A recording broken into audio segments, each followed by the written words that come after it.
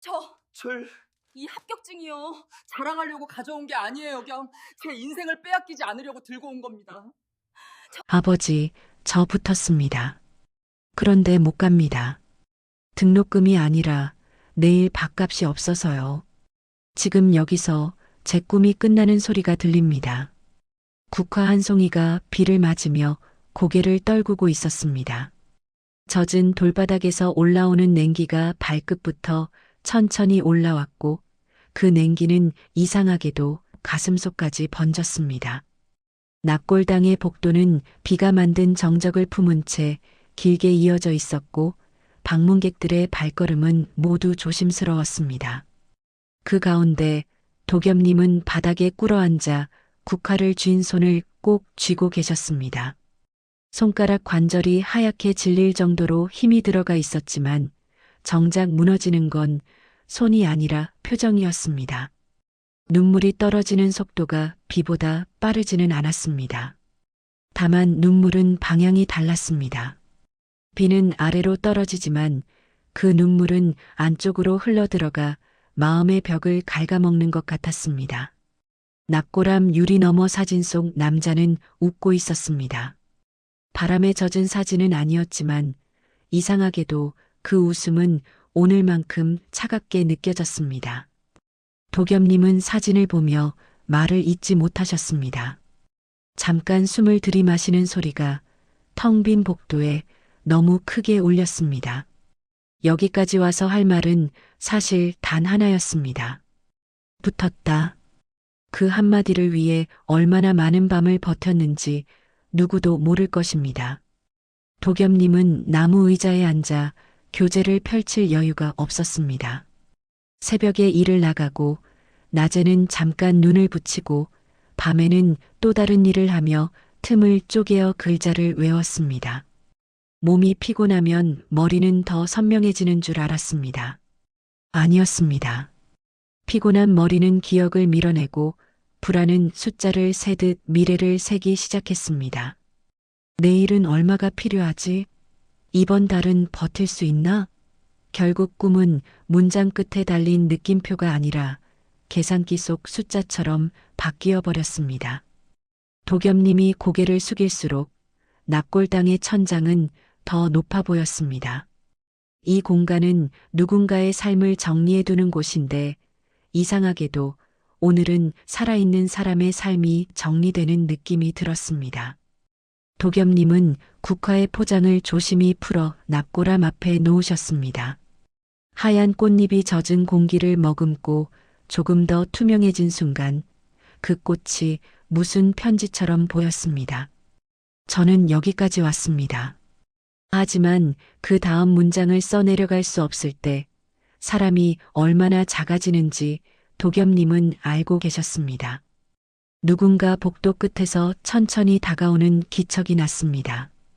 우산 끝에서 떨어진 물방울이 돌바닥을 두드리는 소리, 코트 자락이 스치는 소리, 숨을 고르는 소리. 도겸님은 고개를 들지 않으셨습니다.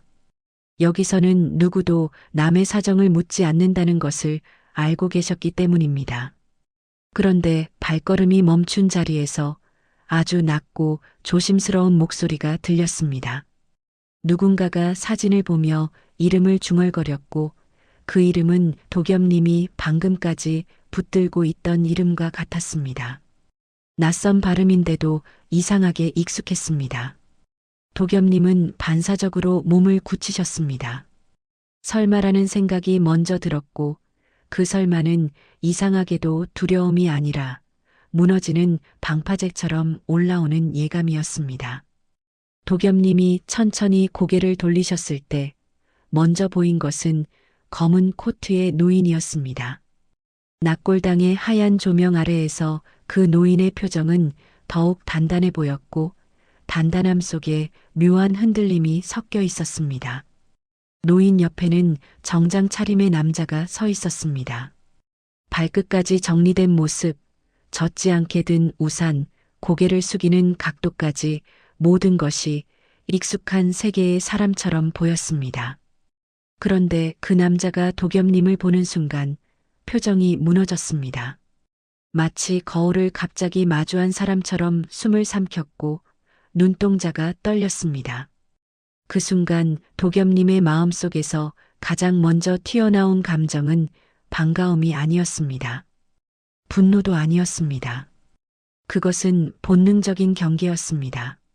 살아오면서 도겸님은 누군가의 친절을 고지곳대로 믿지 않는 법을 배워오셨습니다. 친절 뒤에 조건이 붙는 순간 그 친절은 더 날카로운 칼이 될 때가 많았기 때문입니다. 그래서 도겸님은 자리에서 벌떡 일어나려다가 멈추셨습니다. 다리가 풀리기도 했고 머리가 먼저 상황을 정리하려 했습니다. 그런데 정작 남자가 한 걸음 다가오려는 순간 노인이 그를 아주 작게 말리듯 손목을 잡았습니다. 급하게 하지 말자는 신호 같았습니다. 노인은 납골함을 바라보고 도겸님을 바라보고 다시 사진을 바라보셨습니다. 그리고 조심스럽게 묻는 듯한 눈빛을 보이셨습니다. 그 눈빛에는 무례함도 연민도 없었습니다. 대신 오래된 후회 같은 것이 있었습니다. 마치 지금 이 자리에 오기까지 긴 시간을 잃어버린 사람의 눈빛이었습니다. 도겸님은 그 눈빛을 견디기가 어려워 시선을 피하셨습니다. 사람은 자신을 불쌍하게 보는 눈보다 자신을 미안해하는 눈을 더 견디기 어려울 때가 있습니다. 이유는 단순했습니다. 불쌍함은 거절할 수 있지만 미안함은 갑자기 책임처럼 어깨 위에 얹히기 때문입니다. 도겸님은 국화 앞에 놓인 납골함을 다시 한번 바라보셨습니다. 이곳에서만큼은 마음을 강하게 먹으려 했습니다. 아버지 앞에서는 흔들리지 말자. 그런데 이상하게도 오늘은 아버지 앞에서 가장 크게 흔들리고 계셨습니다. 노인과 정작 남자의 존재가 그 흔들림을 더 키웠습니다. 말 한마디 하지 않았는데도 공기가 달라졌습니다. 비가 그친 줄 알았는데 납골당 밖에서 다시 빗소리가 새지는 듯 들렸습니다. 도겸님은 그 빗소리를 핑계로 빠르게 몸을 돌려 복도를 향해 한 걸음 내디디셨습니다. 여기서 더 오래 서 있으면 오늘의 결심이 흔들릴 것 같았기 때문입니다. 그때 정작 남자의 손에서 작은 사진 한 장이 바닥으로 떨어졌습니다.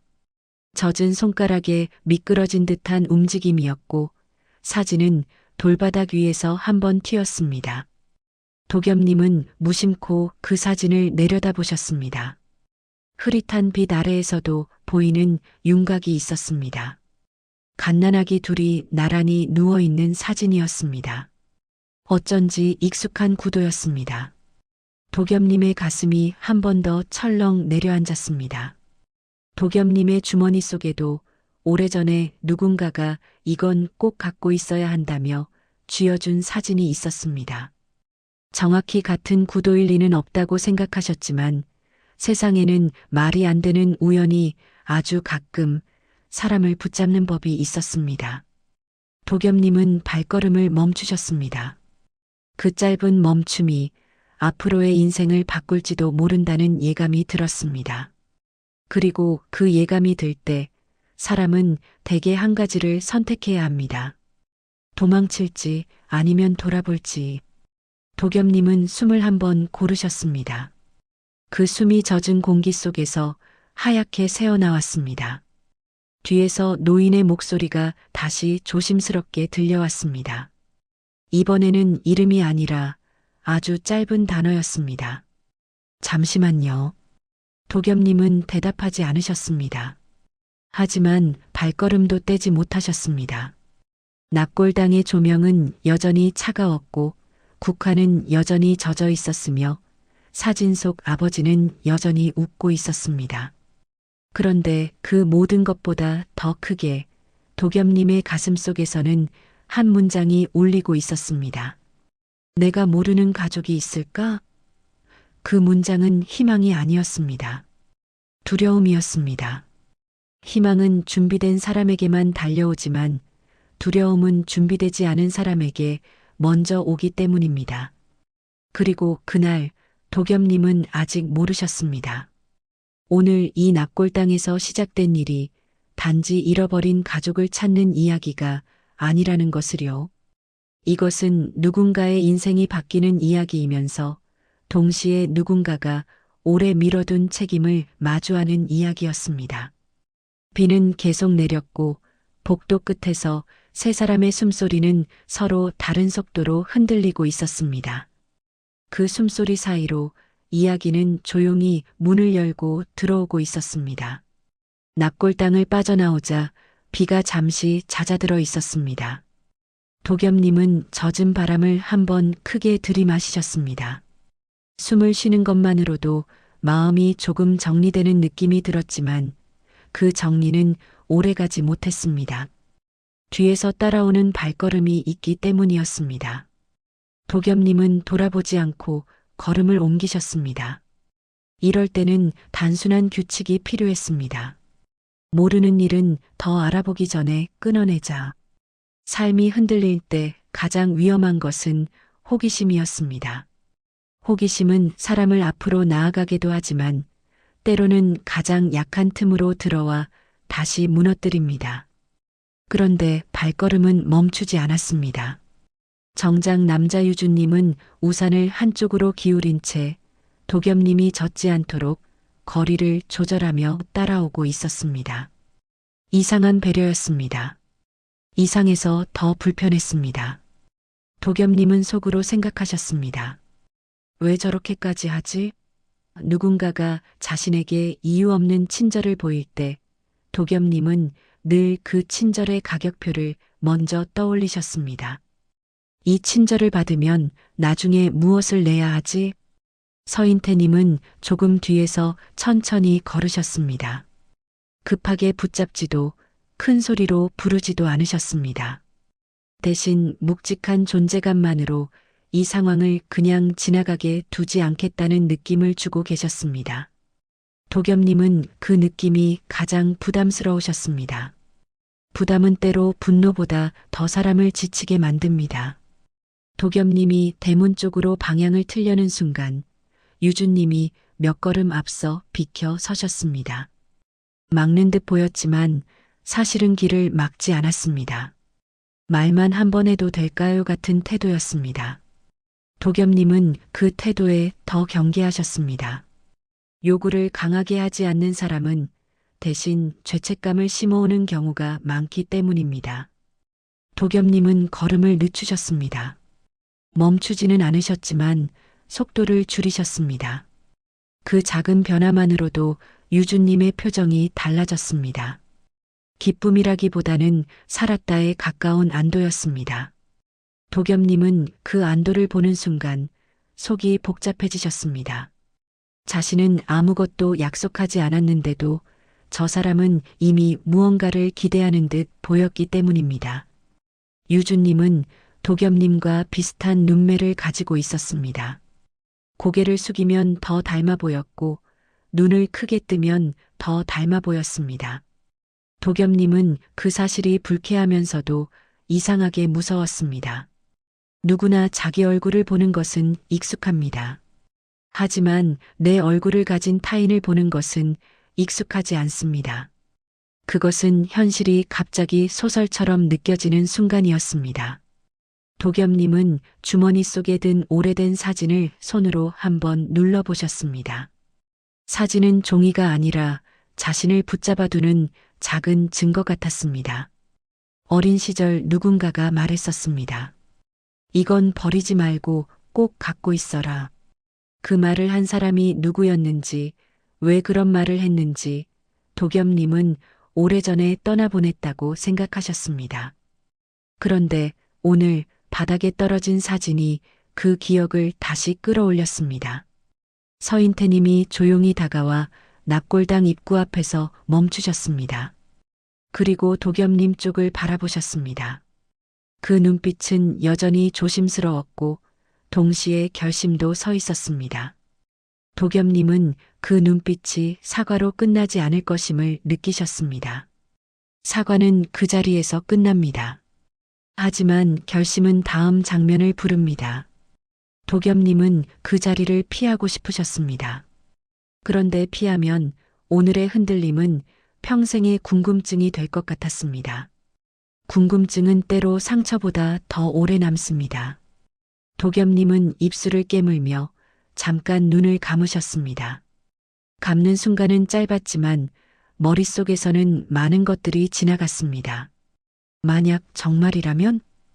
만약 아니라면? 만약 내가 또 속는다면? 만약 내가 그동안 혼자가 아니었다면?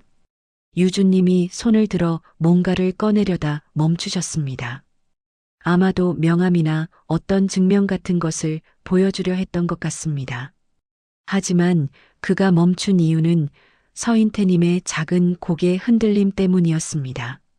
지금은 아니다라는 뜻. 도겸님은 그 장면에서 한 가지를 느끼셨습니다. 이들은 오늘 처음 본 사람처럼 보이지만 분명 오늘을 준비하고 온 사람들처럼도 보였습니다. 도겸님은 다시 걸음을 옮기셨습니다. 이번에는 빠르지 않았습니다. 유주님도 더는 따라붙지 않았습니다. 서인태님은 멀찍이 서 도겸님을 바라보며 한숨을 쉬셨습니다. 그 한숨은 비에 섞여 흩어졌지만 도겸님의 귀에는 또렷하게 박혔습니다. 그 한숨은 후회처럼 들렸습니다. 집으로 가는 버스 창밖으로 추모공원의 나무들이 뒤로 밀려났습니다. 도겸님은 손바닥을 바라보셨습니다.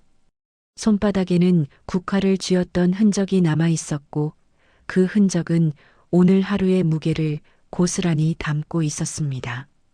핸드폰 진동이 울렸습니다. 모르는 번호였습니다. 도겸님은 받지 않으셨습니다.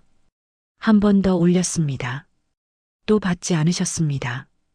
진동이 멈추자 문자 알림이 떴습니다. 문자 내용은 길지 않았습니다. 강요하지 않겠습니다. 다만 확인만 하시도록 같은 문장이었지만 도겸님은 끝까지 읽지 않으셨습니다. 읽는 순간 이미 한 발 들어가게 될 것 같았기 때문입니다. 도겸님은 화면을 꺼버리셨습니다. 그런데 꺼진 화면에 비친 자신의 얼굴이 낯설게 느껴졌습니다. 오늘 본 그 얼굴과 겹쳐졌기 때문입니다. 도겸님은 집에 도착하자마자 신발도 제대로 정리하지 않고 방 한쪽에 앉으셨습니다. 방은 좁았고 창문 틈으로 들어오는 바람이 차가웠습니다. 하지만 그 차가움보다 더 차가운 것은 마음속의 질문들이었습니다. 누군가에게는 기적일 수도 있는 일이 도겸님에게는 검증되지 않은 폭풍으로 몰려오고 있었습니다. 그리고 그 밤 도겸님은 결심하셨습니다. 내일도 일을 나가야 한다는 사실이 오히려 위안이었습니다. 몸을 움직이면 생각이 줄어드니까요.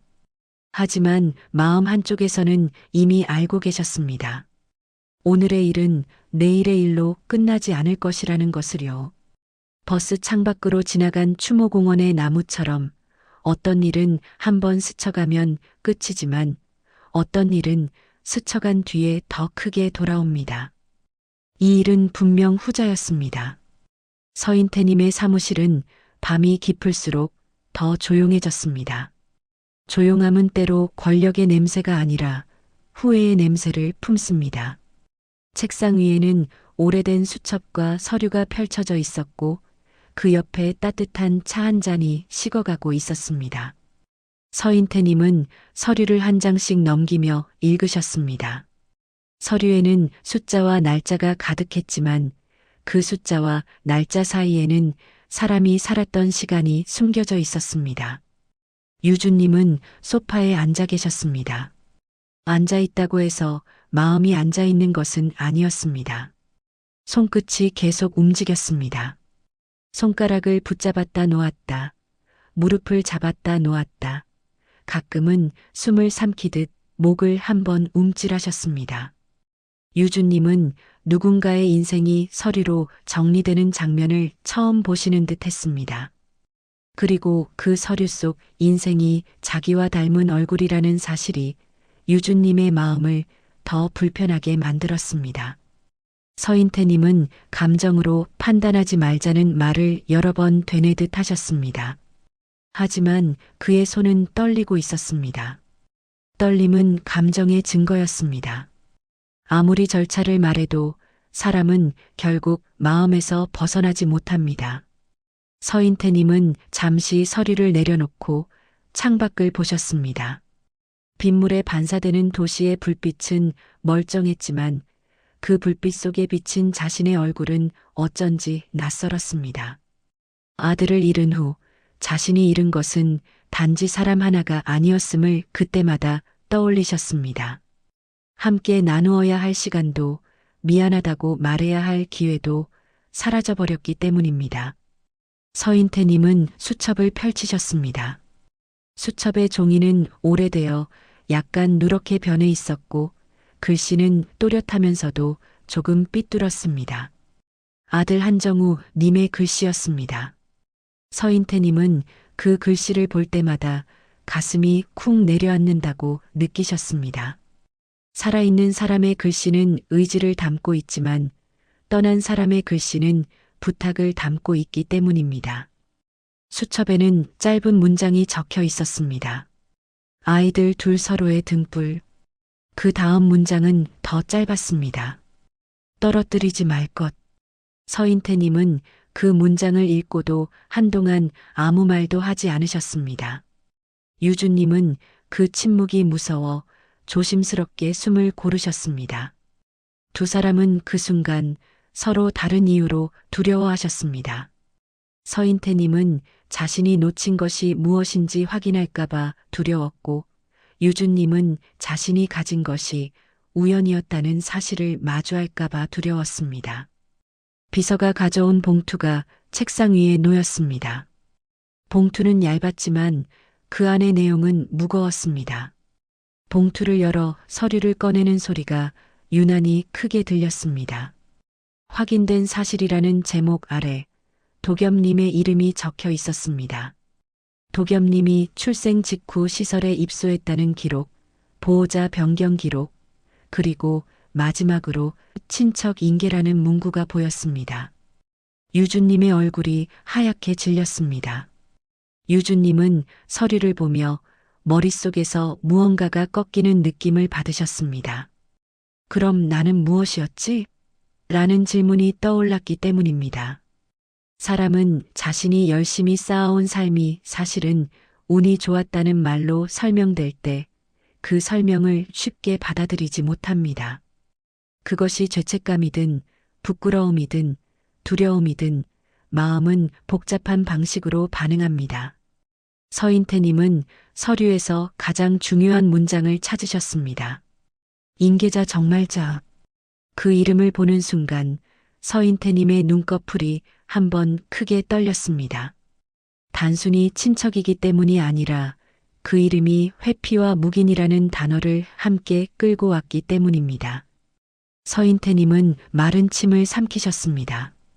이 상황에서 가장 쉬운 선택은 몰랐다라고 말하는 것입니다. 하지만 서인태님은 이미 알고 계셨습니다. 몰랐다는 말이 사람을 살리지 못한다는 것을요. 몰랐던 시간은 사라지지 않고 그 시간의 무게는 누군가가 살아낸 방식으로 남아있기 때문입니다. 유주님이 조심스럽게 말씀을 꺼내셨습니다.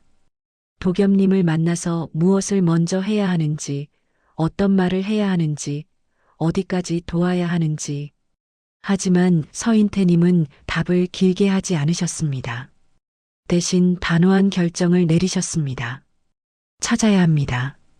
그 말은 찾아보자가 아니라 찾아야 한다였습니다. 의무의 언어였습니다. 그날 밤 유주님은 사무실을 나서며 처음으로 자신이 서 있는 자리가 불편하게 느껴지셨을 것입니다. 높은 층의 엘리베이터가 내려가는 동안 유주님은 유리벽에 비친 자신의 얼굴을 바라보셨습니다. 그 얼굴은 오늘 납골당에서 본 얼굴과 닮아 있었습니다. 그런데 그 닮음이 더 이상 신기함이 아니라 비처럼 느껴졌습니다. 도겸님은 그 시간에 좁은 방에서 옷을 갈아입고 다음날 일을 준비하고 계셨습니다. 같은 도시의 다른 층위에서 두 사람은 서로를 모르면서도 서로를 향해 가고 있었습니다. 어떤 만남은 인연으로 시작하지만 어떤 만남은 책임으로 시작합니다. 이번 만남은 분명 책임의 냄새가 강했습니다. 그리고 책임은 늘 누군가의 마음을 먼저 다치게 한 뒤에야 제자리를 찾습니다. 해소로는 바쁘지 않았습니다. 아이들의 웃음소리도 어른들의 발걸음도 어딘가 조용했습니다. 유주님은 주차장에 차를 세우고 건물을 올려다보셨습니다. 바람이 불어 간판이 아주 조금 흔들렸고 그 흔들림이 마치 오래된 기억이 깨어나는 소리처럼 느껴졌습니다. 유주님은 이곳이 도겸님의 처음이었을 수도 있다는 사실을 생각하셨습니다. 그리고 자신에게는 그런 처음이 없었다는 사실도 동시에 떠올리셨습니다. 처음이 없는 사람은 자신이 누리는 것을 당연하게 여기기 쉽습니다. 유주님은 그 당연함이 얼마나 잔인할 수 있는지 이제야 알기 시작하셨습니다. 원장은 유주님을 조용히 맞이하셨습니다. 너무 친절하지도 너무 차갑지도 않은 태도였습니다. 이곳에서 일하는 사람들은 누군가의 상처를 자극하지 않는 법을 배운 사람들처럼 보였습니다. 유주님은 상담실에 앉아 도겸님의 기록을 들여다보셨습니다. 기록에는 짧은 단어들이 나열되어 있었습니다. 조용함, 학습 의욕, 친구와 거리, 밤에 자주 깸. 그 단어들은 너무 간단해서 오히려 더 무서웠습니다. 사람의 인생이 단어 몇 개로 압축될 수 있다는 사실이 잔인하게 느껴졌기 때문입니다. 원장은 유주님에게 도겸님의 이야기를 길게 하지 않으셨습니다. 대신 하나의 장면으로 보여주려 하셨습니다. 작은 도서 코너로 유주님을 데려가셨고 거기에 오래된 책 한 권이 있었습니다. 표지는 낡아 있었지만 책 속에는 빼곡한 밑줄이 남아 있었습니다. 글씨는 어른 글씨처럼 단정하지 않았고 아이 글씨처럼 삐뚤했습니다. 여기부터 공부하겠다는 의지가 그대로 남아있는 글씨였습니다. 유주님은 그 밑줄을 보며 마음이 한번 크게 내려앉으셨습니다. 자신은 좋은 책상과 조명 아래에서 공부했습니다. 도겸님은 어디에서 어떤 자세로 어떤 마음으로 이 밑줄을 그었을까요? 유주님은 자신이 처음으로 누군가의 시간을 상상하고 있다는 사실을 깨달으셨습니다. 상상은 단순한 감정이 아니라 책임으로 가는 문입니다. 유주님은 그 문 앞에 서 계셨습니다. 원장은 조심스럽게 친척 인계 이야기를 꺼내셨습니다. 11살 무렵 도겸님을 데려가겠다는 사람이 나타났고 그 사람은 가족이니까라는 말을 했다고 하셨습니다. 그 말이 법적으로는 보호였을지 몰라도 실제로 어떤 의미였는지는 그 누구도 확신하지 못했습니다. 원장은 단정하지 않으셨습니다. 대신 그때 도겸님이 보였던 표정을 이야기하셨습니다. 아이 얼굴이 환해지지도 울지도 않았어요. 그냥 아무 말도 안 했어요. 유주님은 그 말이 너무 아프게 들리셨을 것입니다. 기대도 포기도 없이 견디는 얼굴이 떠올랐기 때문입니다. 유주님은 상담실 밖으로 나와 잠깐 복도를 걸으셨습니다. 창문 너머로 운동장이 보였고 아이들이 뛰고 있었습니다. 유주님은 그 뛰는 모습이 마냥 밝게만 보이지 않으셨을 것입니다. 아이들이 뛰어노는 것은 자연스럽지만 그 뛰어노는 시간이 끝난 뒤 어디로 돌아가야 하는지가 정해져 있지 않은 아이도 있기 때문입니다. 유주님은 그 사실을 생각하며 가슴이 답답해지셨습니다.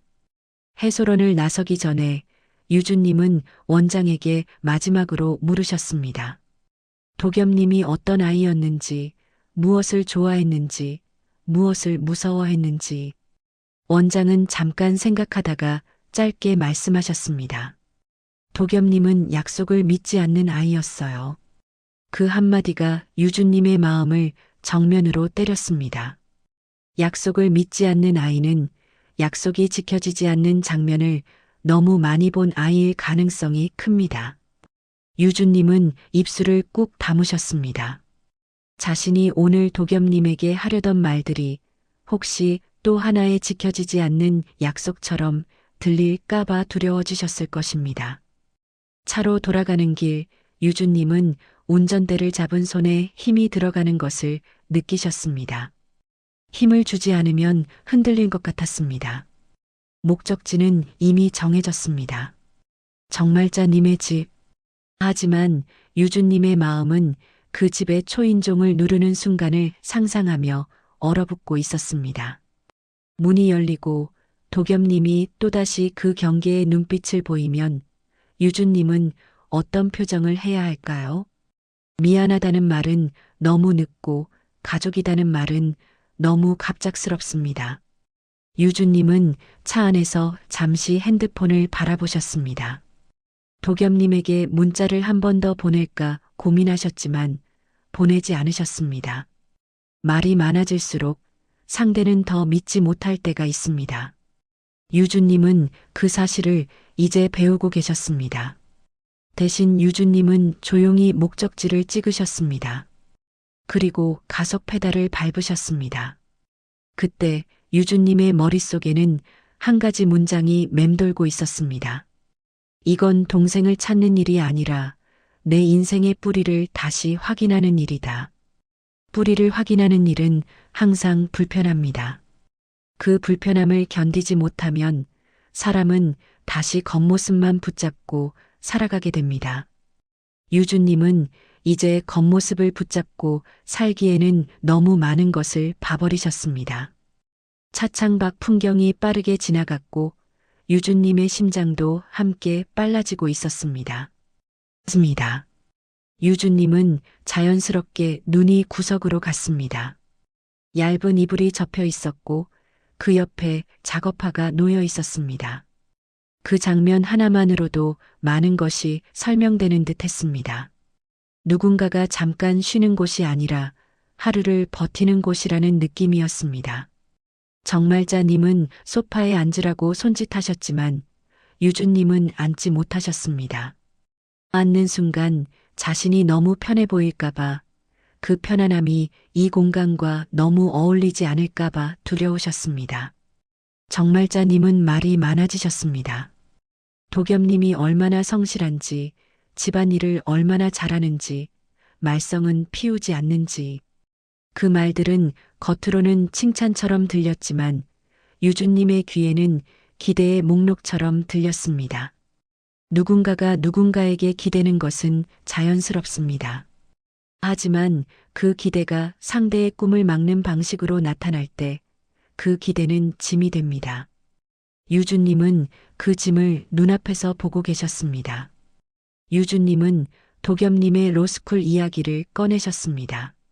정말자님의 표정이 순간 굳었습니다. 그리고 이내 그건 현실을 모르는 소리라는 말로 정리하려 하셨습니다. 유주님은 반박을 하고 싶으셨지만 목소리를 높이지 않으셨습니다. 목소리를 높이면 싸움이 되고 싸움이 되면 도겸님은 더 단단히 문을 닫을 것이기 때문입니다.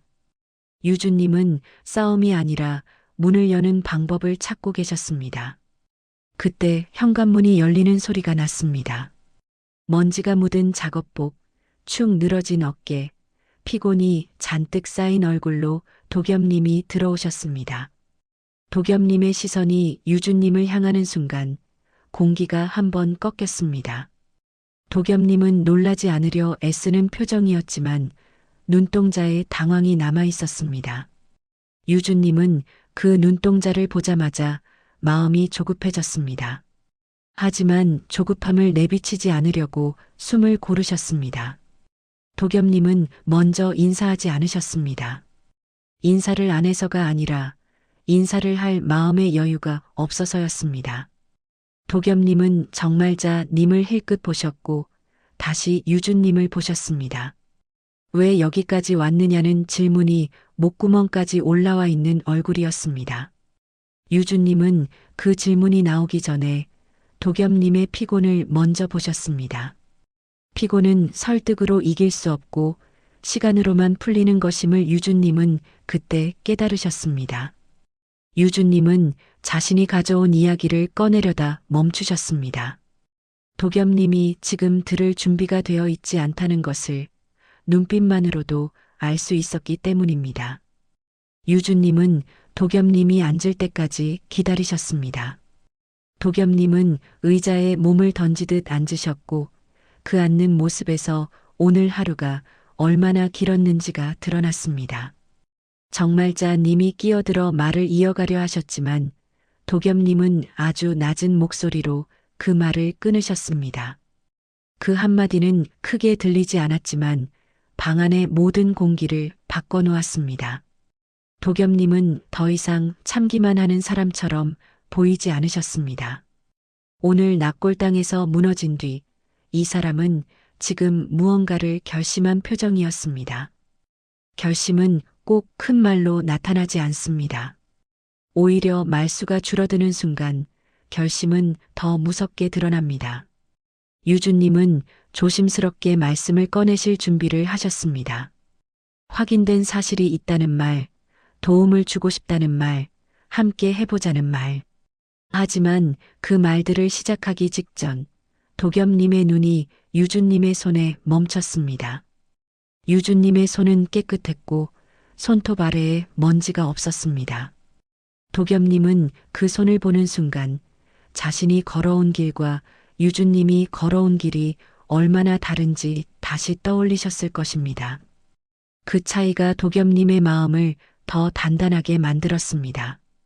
방 안에는 잠깐 침묵이 흘렀습니다. 침묵은 무례가 아니라 준비였습니다. 도겸님이 듣기 위해 준비하는 침묵인지 거절하기 위해 준비하는 침묵인지 아직 알 수 없었습니다. 유주님은 그 침묵이 끝나는 순간을 기다리셨습니다. 그리고 정말자님은 그 침묵이 불편해 자꾸 웃으려 하셨습니다. 웃음이 억지로 나오면 그 웃음은 사람을 더 불편하게 만듭니다. 그때 도겸님이 천천히 고개를 들으셨습니다. 눈빛에는 피곤이 있었고 그 피곤 아래에는 상처가 있었고 그 상처 아래에는 단단한 자존심이 있었습니다. 그 자존심은 누군가의 도움을 거절하게 만들기도 하지만 누군가의 인생을 다시 세우게 만들기도 합니다. 유주님은 그 자존심을 건드리지 않으면서도 도겸님을 놓치지 않는 말을 찾아야 했습니다. 바로 그 순간 유주님의 핸드폰이 진동했습니다. 서인태님의 연락이었습니다. 유주님은 화면을 보자마자 표정이 굳었습니다. 도겸님은 그 표정을 놓치지 않으셨습니다. 도겸님은 다음 장면이 온다는 것을 직감하셨습니다. 그리고 그 직감은 틀리지 않았습니다. 유주님은 통화를 끊고 도겸님을 바라보셨습니다. 말이 길어지면 도겸님이 다시 문을 닫을 것 같아 짧게만 말씀드리려는 얼굴이었습니다. 도겸님은 아직 아무 말도 하지 않으셨습니다. 하지만 방 안의 공기는 이미 움직이기 시작했습니다. 이 방에서의 대화는 단지 가족 확인이 아니라 삶의 선택으로 이어질 대화가 될 것입니다. 유주님은 도겸님의 시선을 피하지 않으셨습니다. 도겸님도 유주님의 시선을 피하지 않으셨습니다. 두 사람은 닮은 얼굴로 서로를 바라보며 서로 다른 인생의 문 앞에 서 계셨습니다. 그리고 그 문은 이제 막 열리려 하고 있었습니다. 좁은 거실의 공기는 쉽게 달아오르지 않았습니다. 대신 천천히, 오래, 사람을 지치게 만드는 방식으로 무거워졌습니다. 도겸님은 작업복에 먼지를 털지도 못한 채 의자에 앉아 계셨고 시선은 바닥과 벽지에 갈라진 선을 오가고 계셨습니다.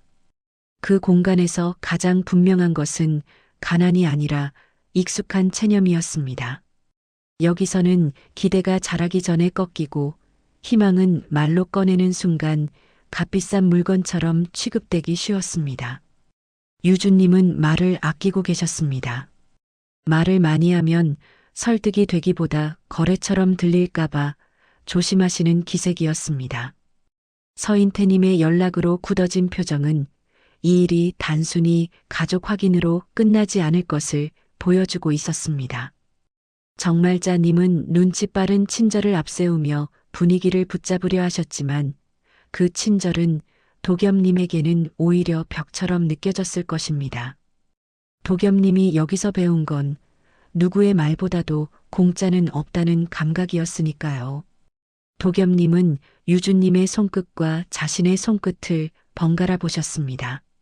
한쪽은 깨끗했고 다른 한쪽은 까슬한 먼지의 결이 남아 있었습니다. 같은 얼굴이라는 사실이 기이할수록 삶의 간격은 더 잔인하게 또렷해졌습니다. 도겸님은 그 간격을 좁혀달라는 말을 듣고 싶지 않으셨을 것입니다. 누군가의 도움은 고마움이기도 하지만 상처가 깊은 사람에게는 자기 존재를 수혜자로 고정시키는 굴레가 되기도 합니다. 유주님은 서류를 꺼내려다 다시 넣으셨습니다. 종이 위의 문장으로 도겸님의 지난 시간을 설명하는 순간 도겸님이 더 멀어질 수도 있다는 것을 알고 계셨던 것 같습니다. 대신 유주님은 도겸님이 보고 계신 낡은 이불, 거실 구석의 작업화, 곰팡이 냄새가 벤 작은 창문을 한 번씩 바라보셨습니다. 그 눈길은 동정으로 보이기 쉬웠지만 유주님은 그 감정의 모양을 바꾸려 애쓰는 것처럼 보였습니다. 인정과 책임의 방향으로요. 도겸님의 주머니 속에서 낡은 사진이 만져졌습니다.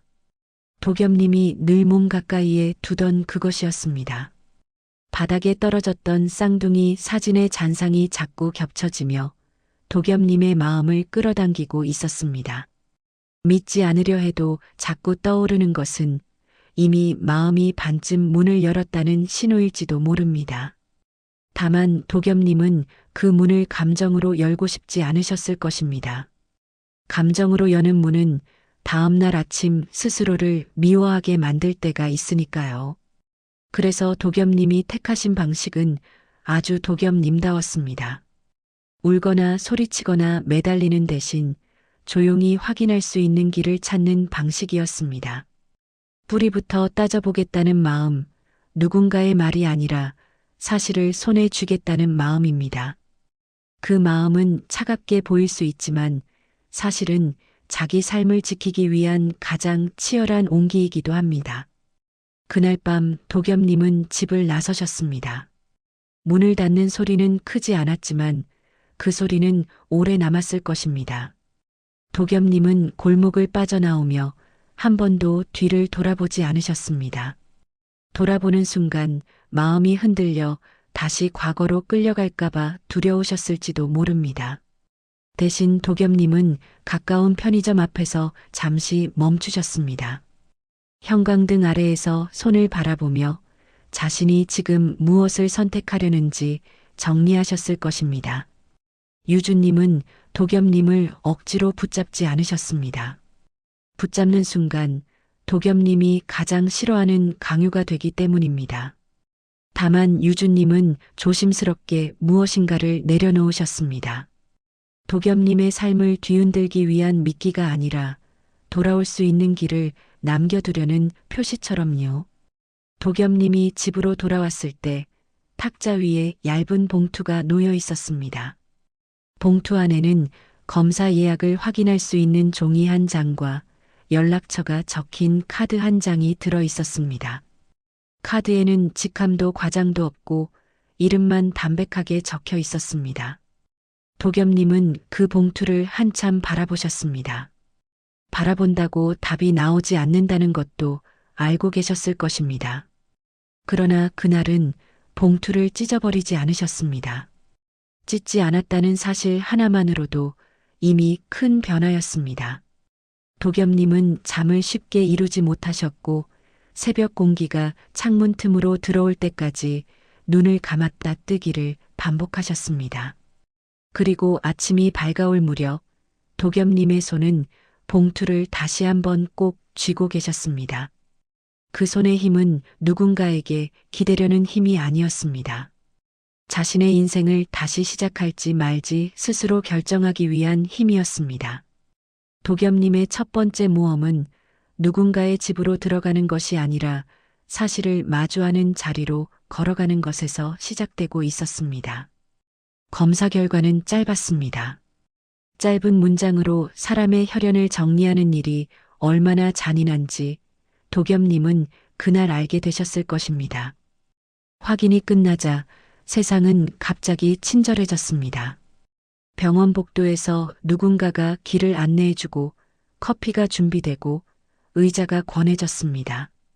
그러나 도겸님에게 친절은 여전히 낯선 물건이었습니다. 익숙하지 않은 물건은 손에 쥐면 무겁습니다. 도겸님은 그 무게를 그대로 느끼고 계셨습니다. 서인태님은 도겸님을 서두르지 않으셨습니다. 그러나 서인태님의 눈빛은 분명했습니다. 늦어진 시간을 되돌릴 수는 없지만 앞으로의 시간을 바꾸려는 의지가 담겨 있었습니다. 그 의지는 미안함으로만 이루어져 있지 않았습니다. 책임감, 그리고 늙은 사람의 결심이 섞여 있었습니다.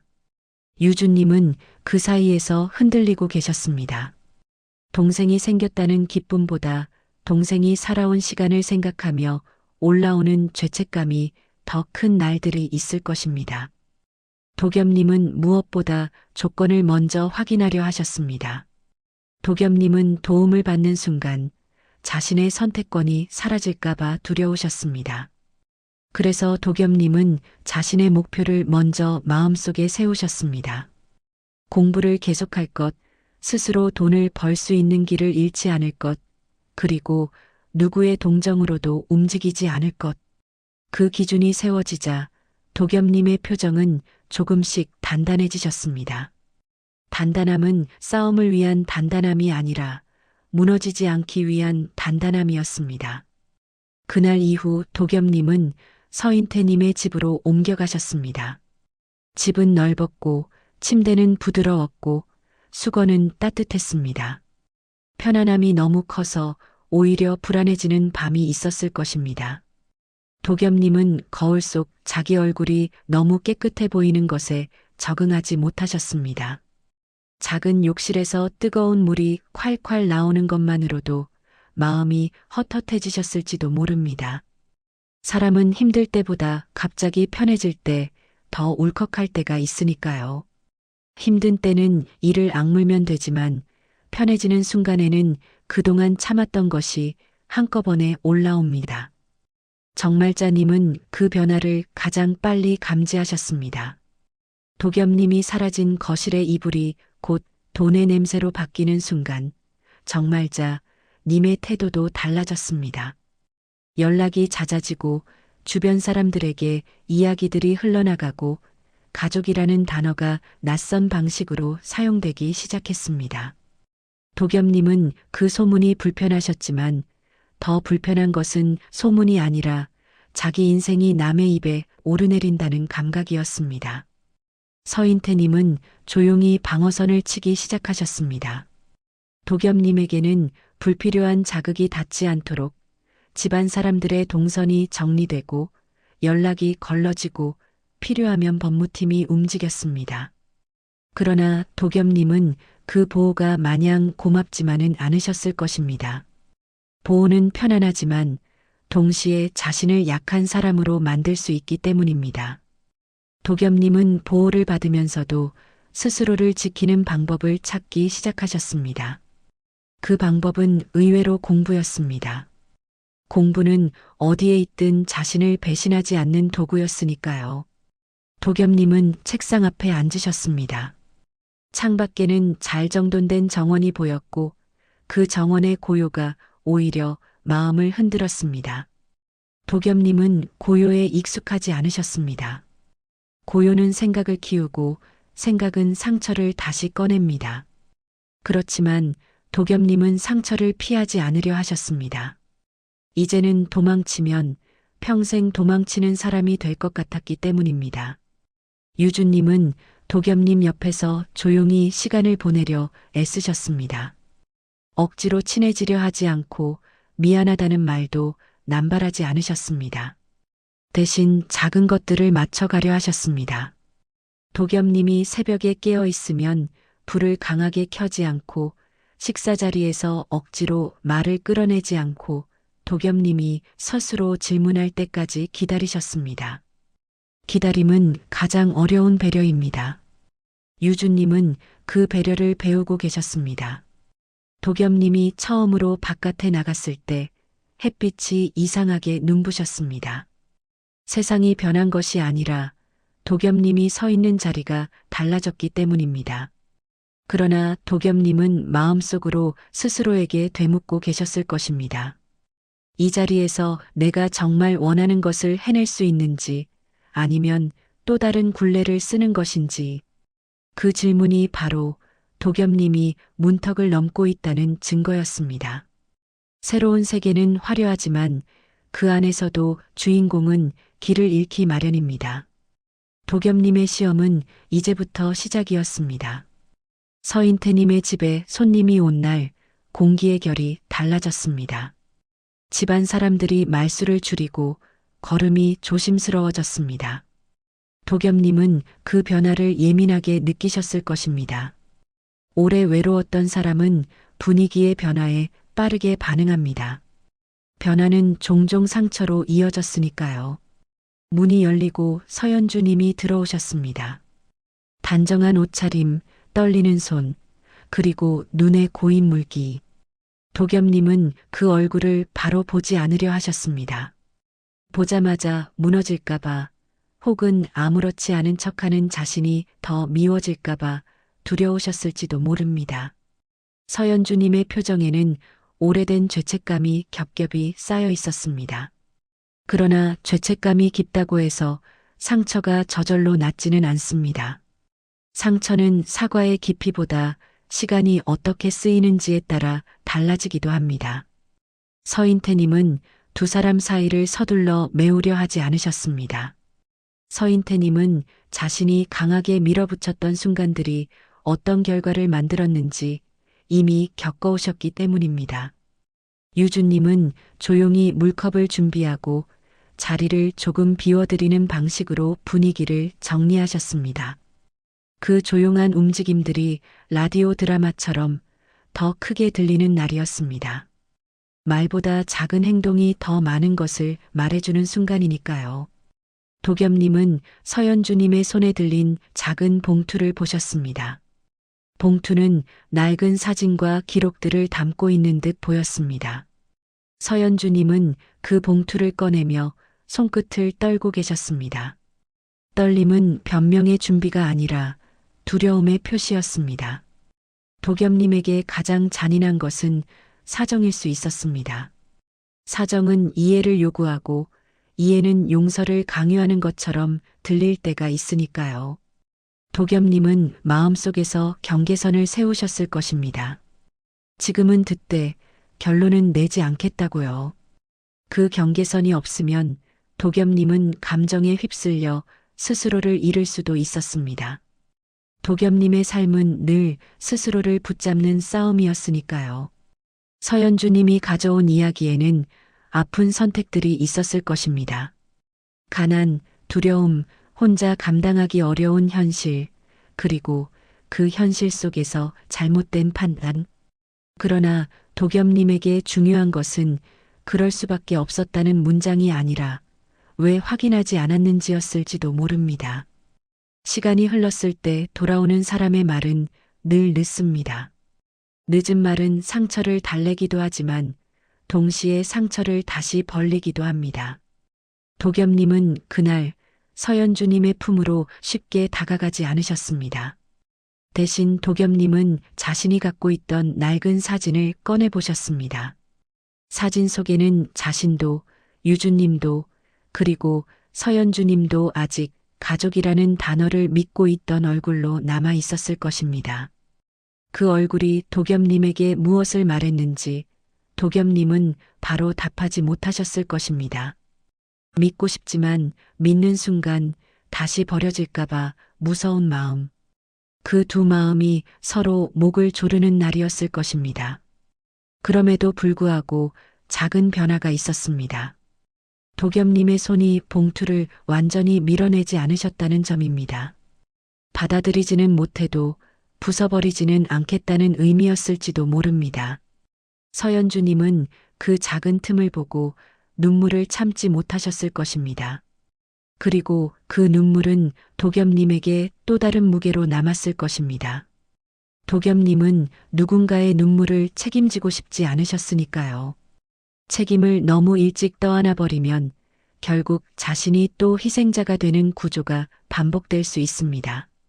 그날 밤 도겸님은 방으로 돌아가 오래 앉아 계셨습니다.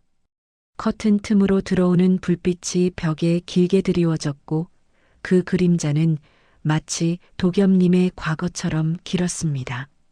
도겸님은 그 그림자를 보며 생각하셨을 것입니다.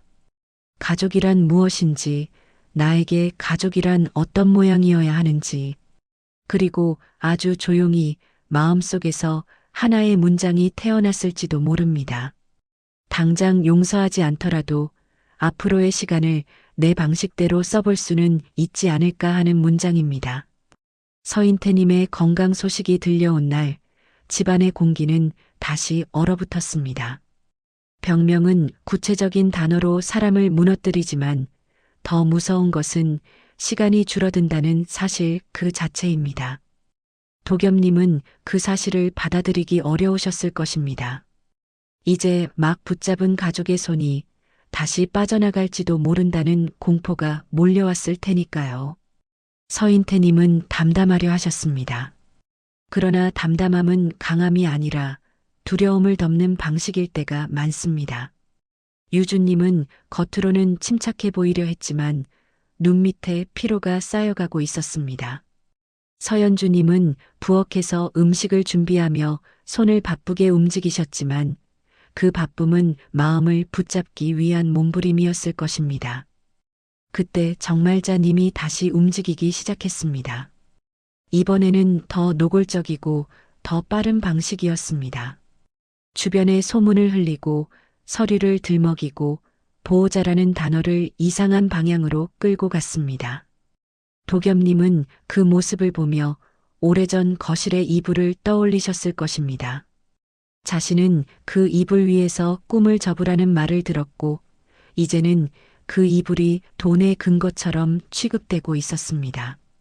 도겸님의 분노는 커졌지만 도겸님은 그 분노를 터뜨리는 대신 정리하기로 선택하셨습니다. 도겸님은 법을 공부하는 사람이 되고 싶어 하셨습니다. 그렇다면 지금이야말로 가장 현실적인 시험일지도 모릅니다. 도겸님은 감정이 아니라 구조를 보셨을 것입니다. 누가 어떤 권리를 주장하는지, 무엇이 사실인지, 무엇이 왜곡인지, 그리고 그 구조 속에서 가장 약한 사람은 결국 당사자라는 사실도요. 당사자가 상처로 흔들릴수록 주변의 욕심은 더 커지는 법입니다. 도겸님은 스스로 서류를 읽기 시작하셨습니다. 읽는 동안 마음은 아팠겠지만 동시에 마음은 단단해졌을 것입니다. 자신이 평생 당해온 것은 힘의 폭력이기도 했지만 더 많이는 정보의 폭력이었습니다. 모르면 당하고 알면 막을 수 있는 것들. 도겸님은 이제 막을 수 있는 사람이 되려 하고 있었습니다. 서인태님은 도겸님의 변화를 보며 미소를 지으려 하셨을지도 모릅니다. 하지만 그 미소 뒤에는 미안함이 있었을 것입니다. 손자에게 이런 싸움까지 물려주고 싶지 않은 마음. 그러나 서인태님은 결국 인정하셨을 것입니다. 도겸님이 지금 싸우는 것은 돈이 아니라 자기 삶의 주도권이라는 것을요. 도겸님은 공부도 놓지 않으셨습니다. 이상하게도 사람은 시간이 줄어들면 더 선명해집니다. 할 수 있는 것과 할 수 없는 것, 해야 하는 것과 하지 말아야 하는 것.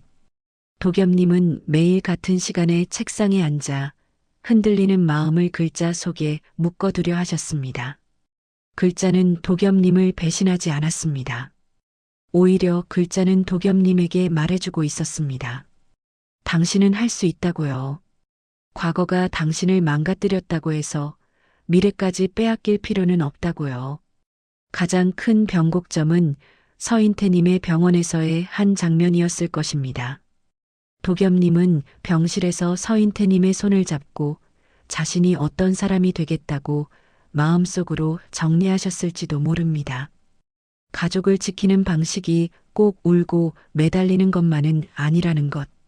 가족을 지키는 가장 강한 방법은 스스로 서서 함께 걸을 수 있는 사람이 되는 것이라는 것. 도겸님은 그 사실을 깨닫고 계셨습니다. 그때 유주님도 결심하셨을 것입니다. 자신의 자리가 운으로 주어진 것이라면 그 자리를 책임으로 바꾸어야 한다는 결심. 유주님은 서인태님의 뜻을 잇되 사람을 먼저 생각하는 방식으로 있겠다는 마음을 더 분명히 하셨을 것입니다. 서연주님은 뒤늦게라도 어머니 역할을 하겠다는 마음을 말이 아니라 시간으로 증명하려 하셨을 것입니다.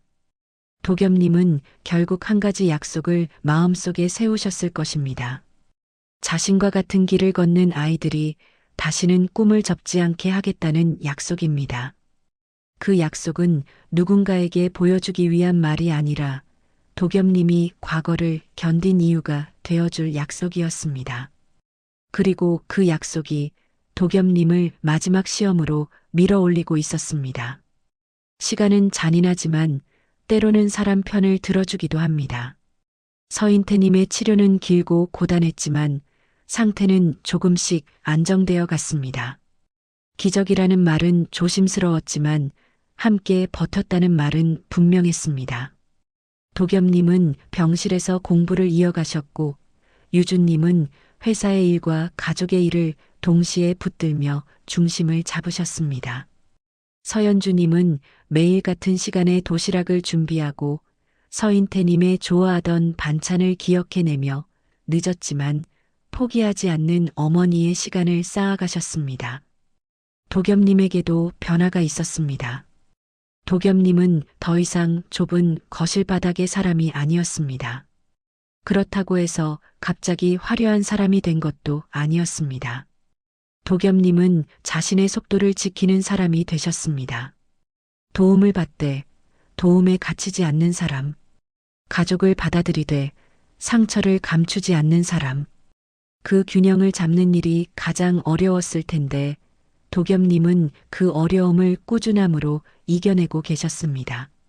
정말자님의 문제는 결국 정리되었습니다. 소문과 욕심은 오래갈 수 없었습니다. 사실과 기록, 그리고 법 앞에서는요. 도겸님은 그 과정을 통해 더 확실히 알게 되셨을 것입니다. 사람은 힘이 약해서 당하는 것이 아니라 정보가 없어서 당한다는 것을요. 그 깨달음은 도겸님을 더 단단하게 만들었고 도겸님이 가려는 길을 더 분명하게 비춰주었습니다. 서인태님이 집으로 돌아오신 날 집안의 공기는 오랜만에 따뜻해졌습니다. 따뜻함은 거창한 이벤트가 아니라 식탁에 모인 한 그릇의 국과 서로의 표정을 확인하는 눈길에서 시작되었습니다. 서인태님은 말없이 두 손자를 바라보며 오래 웃으셨을 것입니다.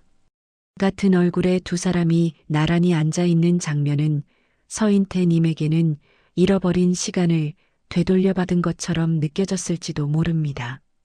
이후 가족은 한 가지 일을 시작했습니다. 도겸님이 마음속으로 세웠던 약속을 현실로 옮기는 일이었습니다. 장학과 멘토링, 보호시설 지원, 그리고 꿈을 포기하지 않도록 돕는 제도. 재단의 이름은 거창할 필요가 없었습니다. 대신 뜻이 분명해야 했습니다. 그래서 봄씨앗 재단이 만들어졌습니다. 겨울이 길었던 사람도 다시 시작할 수 있다는 뜻을 담은 이름이었습니다.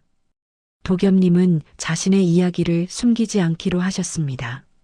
숨기지 않는다는 것은 과거를 자랑한다는 뜻이 아니라 과거를 도구로 바꾸겠다는 뜻입니다.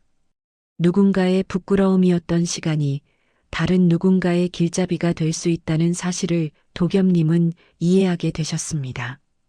도겸님은 조용하지만 단단한 방식으로 사람들 앞에 서셨고 같은 길을 걷는 아이들이 스스로를 미워하지 않도록 손을 내미는 사람이 되셨습니다. 유주님도 변했습니다. 유주님은 회사를 이끄는 자리가 단지 돈과 성과의 자리가 아니라는 것을 더 깊게 배우셨습니다. 사람을 먼저라는 서인태님의 말은 구호가 아니라 기준이 되었고, 유주님은 그 기준을 지키기 위해 더 많이 듣고 더 조용히 결정하는 사람이 되어 가셨습니다. 서연주님은 늦게 시작한 어머니의 시간을 성급하게 앞당기지 않으셨습니다. 매일 만나지 못해도 필요할 때 바로 달려갈 수 있는 사람이 되려 하셨고, 그 꾸준함이 도겸님의 마음에 아주 천천히 자리를 만들었습니다. 계절이 몇 번 바뀐 뒤 가족은 다시 추모공원을 찾았습니다. 한정우 님의 납고람 앞에는 국화가 놓였습니다. 그날의 국화는 젖지 않았습니다. 비가 내리지 않았기 때문이기도 하지만 그보다 더 큰 이유는 마음이 달라졌기 때문입니다. 도겸님과 유주님은 같은 걸음으로 천천히 서 계셨고, 서인태님은 두 사람의 어깨를 바라보며 오래 숨을 고르셨습니다. 서연주님은 조금 뒤에서 조용히 손을 모으고 무리하게 다가가지 않은 채 그 장면을 지켜보셨습니다.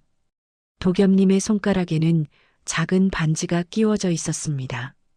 유주님의 손가락에도 같은 반지가 있었습니다.